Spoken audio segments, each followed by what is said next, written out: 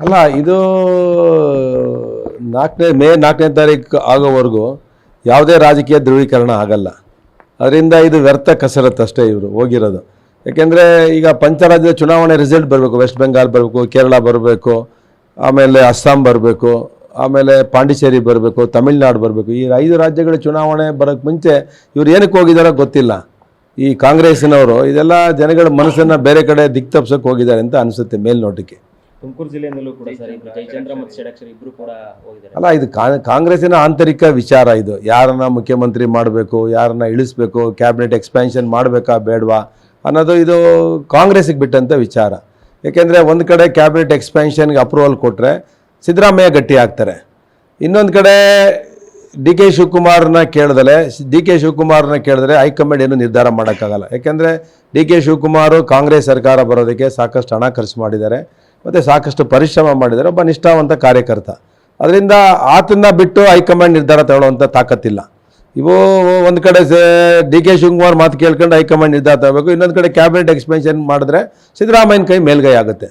ಅದರಿಂದ ಇದು ಯಾವುದೇ ಒಂದು ಫಲಿತಾಂಶ ನಮ್ಗೆ ಈಚೆಗೆ ಬರಬೇಕಾದ್ರೆ ಇದು ಹೈಕಮಾಂಡ್ ನಿರ್ಧಾರ ತಗೊಳ್ಬೇಕಾದ್ರೆ ಮೇಲ್ನೋಟಕ್ಕೆ ಅನಿಸುತ್ತೆ ಮೇ 4ನೇ ತಾರೀಕು ಮೇಲೆ ಈ ರಾಜ್ಯಗಳ ಚುನಾವಣೆಗಳ ಫಲಿತಾಂಶದ ಮೇಲೆ ಇದು ಪ್ರಭಾವ ಬೀರುತ್ತೆ ಅಂತ ಅನ್ಕೊಂಡಿದ್ದೇನೆ ನಾನು. ತುಮಕೂರಲ್ಲಿ ಸರ್ ಜಯಚಂದ್ರಗೆ ಕೊಟ್ಟರೆ ಬೆಸ್ಟ್ ಅಥವಾ ಷಡಕ್ಷರಿಗೆ ಕೊಟ್ಟರೆ ಬೆಸ್ಟ್ ಸರ್?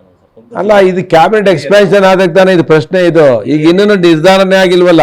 ಹೈಕಮಾಂಡು ಸಿದ್ದರಾಮಯ್ಯ ನಾಯಕತ್ವ ಬದಲಾವಣೆ ಮಾಡಿ ಡಿ ಕೆ ಶಿವಕುಮಾರ್ನ ಮುಖ್ಯಮಂತ್ರಿ ಮಾಡುತ್ತಾ, ಇಲ್ಲ ಸಿದ್ದರಾಮಯ್ಯ ಮೇಲ್ಗೈ ಮಾಡಿ ಕ್ಯಾಬಿನೆಟ್ನ ಎಕ್ಸ್ಪ್ಯಾನ್ಷನ್ ಮಾಡೋಕ್ಕೆ ಪರ್ಮಿಷನ್ ಕೊಡುತ್ತೆ. ಇದ್ರ ಮೇಲೆ ನಿಂತ್ಕೊಂಡಿದೆ.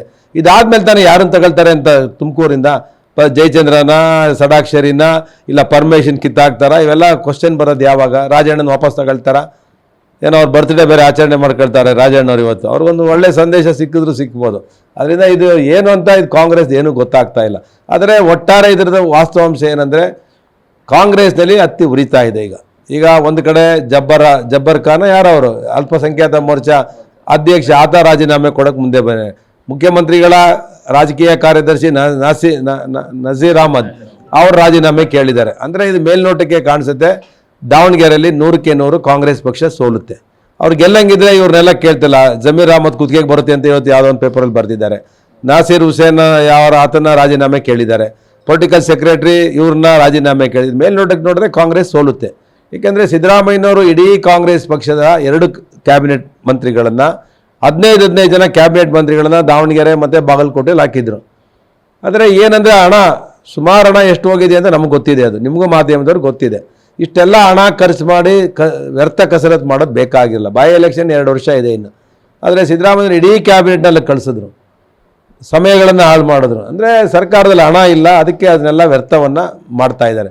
ಇವತ್ತು ಹೈಕಮಾಂಡ್ಗೆ ಇವರ 30 ಜನ ಕಾಂಗ್ರೆಸ್ ಶಾಸಕರು ಹೋಗಿದ್ದಾರಲ್ಲ, ಅವ್ರು ನಾನು ಕೇಳ್ತಾ ಇದ್ದೀನಿ. ಬರಗಾಲ ತೀವ್ರವಾಗಿ ಇವತ್ತು ಕಾಡ್ತಾ ಇದೆ.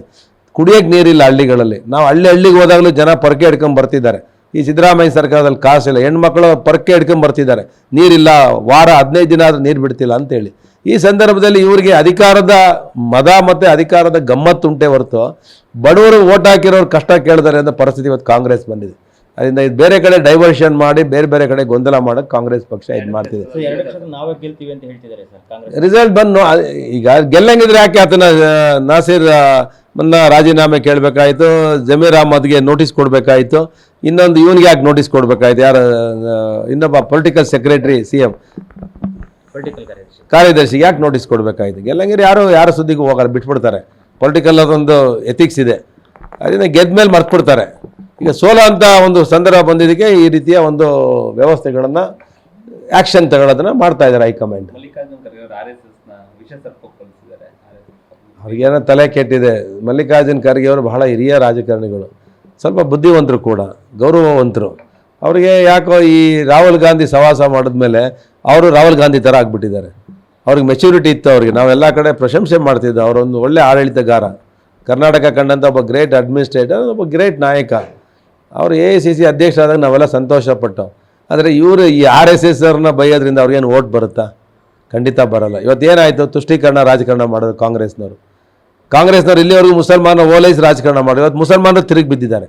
ಅಂದರೆ ತುಷ್ಟೀಕರಣ ರಾಜಕಾರಣ ಯಾವತ್ತೂ ಒಳ್ಳೆಯದಲ್ಲ ಅನ್ನೋದಕ್ಕೆ ಇದೊಂದು ಸಾಕ್ಷಿ. ಕೊಡ್ಬೋದಾಗಿತ್ತಲ್ಲ. 6 ಬಾರಿ ಶಾವನೂರು ಶಿವಶಂಕರಪ್ಪನವರು ಮಂತ್ರಿ ಆಗಿದ್ದರು, MLA ಆಗಿದ್ದರು. ಇವತ್ತು ಬಿಟ್ಕೊಡ್ಬೋದಾಗಿತ್ತಲ್ಲ ಶಾವನೂರು ಶಿವಶಂಕರಪ್ಪನವ್ರ ಸೀಟ್ನ ಮುಸ್ಲಿಮರಿಗೆ ಬಿಟ್ಕೊಡ್ಬೇಕಾಗಿತ್ತಲ್ಲ. ಬರೀ ಅವ್ರನ್ನ ಓಟ್ ಹಾಕಕ್ಕೆ ಇಟ್ಕೊಂಡಿದ್ದಾರೆ ಹೊರತು ಗುಲಾಮರಾಗಿ ಇಟ್ಕೊಂಡಿದ್ದಾರೆ ಹೊರತು ಅವ್ರು ಯಾವುದೇ ಅಧಿಕಾರ ಕೊಡಲ್ಲ ಅನ್ನೋದು ಇವತ್ತು ಗೊತ್ತಾಗಿದೆ. ಅದಕ್ಕೆ ಅಲ್ಪಸಂಖ್ಯಾತರು ತಿರುಗಿ ಬಿದ್ದಿದ್ದಾರೆ. ಮುಂದಿನ ದಿನಗಳಲ್ಲಿ ಕಾಂಗ್ರೆಸ್ಸಿನ ಈ ಅಲ್ಪಸಂಖ್ಯಾತರೇ ತೆಗೆಯುವಂಥ ಕಾಲ ಬರುತ್ತೆ. ಸರ್